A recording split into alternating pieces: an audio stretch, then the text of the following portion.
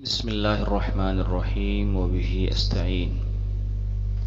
جنگ احد میں ایک نہایت عجیب و غریب اور دردناک قصہ پیش آتا ہے۔ ایک کافر ایک گڑھا کھودتا ہے اور کہا جاتا ہے، اہل سیر کا بیان ہے کہ اس نے یہاں اس گڑھے کو کھودنے کے لیے 8 دن تک نبی پاک صلی اللہ علیہ وسلم کا انتظار کیا۔ ہمیں معلوم ہے کہ پورا مدینہ پہاڑوں اور چٹانوں سے گھرا ہے۔ یہ اس امید میں یہاں گڑھا کھودتا ہے کہ ہو سکتا ہے محمد صلی اللہ علیہ وسلم کا یہاں سے گزر ہو اور وہ اس میں گر کر ہلاک ہو جائیں۔ جب جنگ احد ہوتی ہے، دوران جنگ اللہ کے نبی صلی اللہ علیہ وسلم اس گھڑے کی طرف متوجہ نہیں ہوتے اور اس کو نہیں دیکھ پاتے، اس میں گر جاتے ہیں۔ آپ کا چہرہ مبارک پتھر سے ٹکراتا ہے اور لہو لہان ہو جاتا ہے۔ نبی پاک صلی اللہ علیہ وسلم نے جنگی خود پہن رکھی تھی۔ جب آپ اس گڑھے میں گرے تو آپ کے پیٹ اور سر میں تکلیف آئی، چوٹ پہنچی اور آپ کے اگلے 4 دانت رباعیہ یہ آپ کے ٹوٹ گئے۔ آپ نے کھڑے ہونے کا ارادہ کیا تو ایک کافر دور سے آپ کو دیکھ رہا تھا۔ وہ آتا ہے اور آپ صلی اللہ علیہ وسلم کے سر پر تلوار مارتا ہے اور آپ کی خود اس تلوار کی ضرب سے آپ کی خود آپ کے چہرے میں گڑ جاتی ہے۔ مزید خون تیزی سے بہنے لگتا ہے۔ صحابہ کرام رونے لگتے ہیں، گھبرا جاتے ہیں اور یہیں پر یہ افواہ پھیل جاتی ہے کہ نبی پاک صلی اللہ علیہ وسلم شہید ہو چکے ہیں۔ سب سے پہلے حضرت ابوبکر رضی اللہ تعالیٰ عنہ آگے بڑھ کر آپ صلی اللہ علیہ وسلم سے کہتے ہیں کہ نبی پاک صلی اللہ علیہ وسلم، میرے ماں باپ آپ قربان ہو جائیں۔ رسول پاک صلی اللہ علیہ وسلم کی عجیب و غریب حالت میں آپ صلی اللہ علیہ وسلم کے سر سے خون بہہ رہا تھا، یہاں تک کہ بعض صحابہ کرام فرماتے ہیں کہ اتنا خون بہہ رہا تھا کہ آپ کی آنکھیں اور آپ کی ناک میں فرق محسوس نہیں کر پا رہے تھے، اس قدر آپ کا چہرہ خون سے ڈھکا ہوا تھا۔ ابوبکر صدیق رضی اللہ تعالیٰ عنہ کا بیان ہے کہ میں نے آپ کی اس خود کو آپ کے چہرے سے نکالنے کی خوب کوشش کی لیکن میں نہیں نکال سکا۔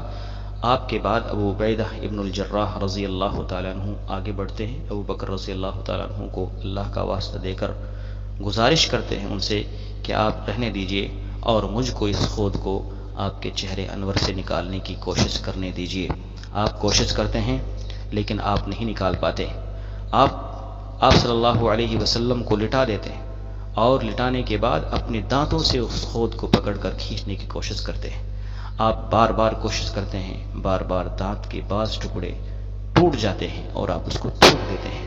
ہر حالت میں آپ اس خود کو محمد صلی اللہ علیہ وسلم کے چہرے انور سے نکالنا چاہتے ہیں۔ آپ صلی اللہ علیہ وسلم کے خون سے، چہرے سے خون بہت زیادہ بہہ رہا تھا اور اتنا بہہ رہا تھا کہ آپ صلی اللہ علیہ وسلم کے منہ میں بار بار وہ خون پہنچ جا رہا تھا اور آپ اس خون کو کلی کر کر پھینک دے رہے تھے۔ کئی مرتبہ آپ صلی اللہ علیہ وسلم نے ایسا کیا۔ آپ حضرت ابو عبیدہ ابن الجراح رضی اللہ تعالی عنہ کے دانت جب اس کڑی اور اس لوہے کی جو ہے اس سے کھینچنے کی وجہ سے جب ٹوٹے اور ٹوٹ کر گرنے لگے تو صحابہ کرام نے آپ کے چہرے پر نظر ڈالی۔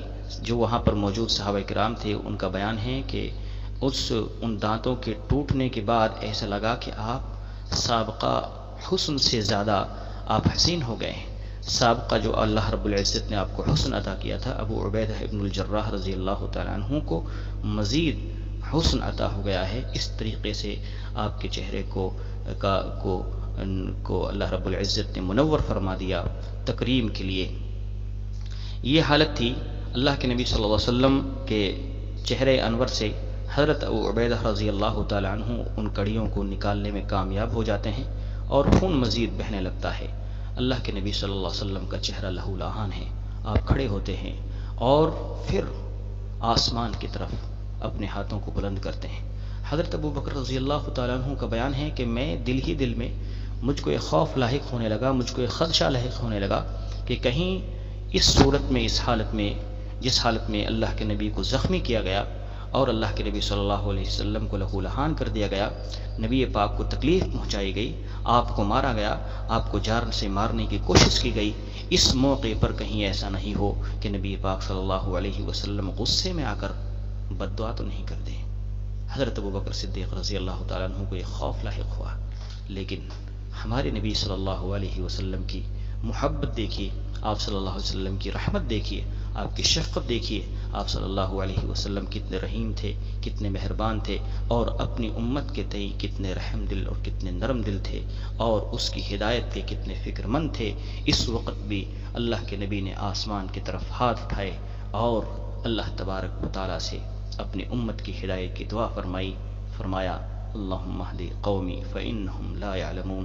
3 مرتبہ اللہ کے نبی نے یہ جملے دہرائے، یعنی اے اللہ تبارک و تعالیٰ میرے ان لوگوں کو ہدایت سے سرفراز فرمائیے، سیدھے راہ دکھلائیے، یہ نادان ہیں، یہ جاہل ہیں، یہ نہیں جانتے، یہ نہیں جانتے۔